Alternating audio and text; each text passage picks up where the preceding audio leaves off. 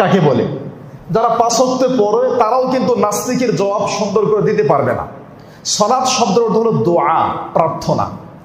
সালাতের আরো 3 থেকে 4টা অর্থ হয়, যেমন দোয়া, তাসবিহ, তাওবা বা ইস্তিগফার, দরুদ, বিভিন্ন অর্থ হয়। যেমন আল্লাহ ব্যবহার করেছেন সূরা আল বাকারায়, উলাইকা আলাইহিম সালাওয়াতুম মির রাব্বিহিম ওয়া রাহমাহ ওয়া উলাইকা হুমুল মুহতাদুন।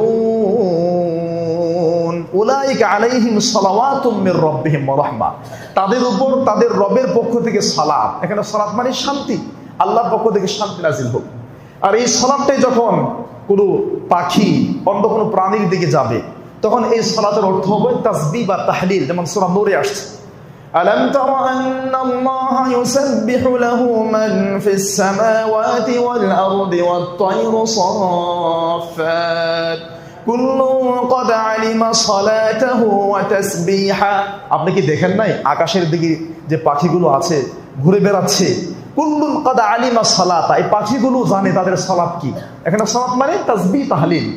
তার মানে যদি নাস্তিক প্রশ্ন করে আপনাকে সালাত শব্দের অর্থ কি, বলবেন দোয়া, প্রার্থনা, তওবা, ইস্তিগফার, এই ধরনের অনেক অর্থ আছে।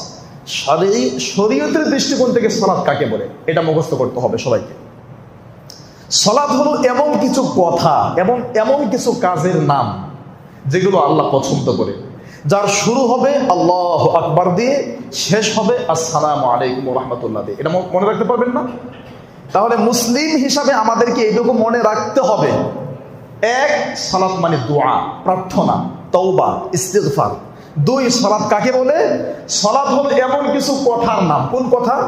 আলহামদুলিল্লাহি রাব্বিল আলামিন আর রহমানির রহিম মালিকি ইয়াউমিদ্দিন, সূরা ফাতিহা, এরপর অন্য সূরা, এটা কথা।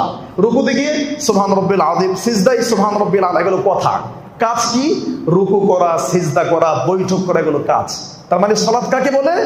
সালাত হলো এমন কিছু কথা, এমন কিছু কাজের নাম যার শুরুটা হবে আল্লাহু আকবার তাকবীরে তাহরিমা, যার শেষ হবে আসসালামু আলাইকুম ওয়া রাহমাতুল্লাহ দিয়ে। মনে থাকবে ইনশাআল্লাহ। চলেন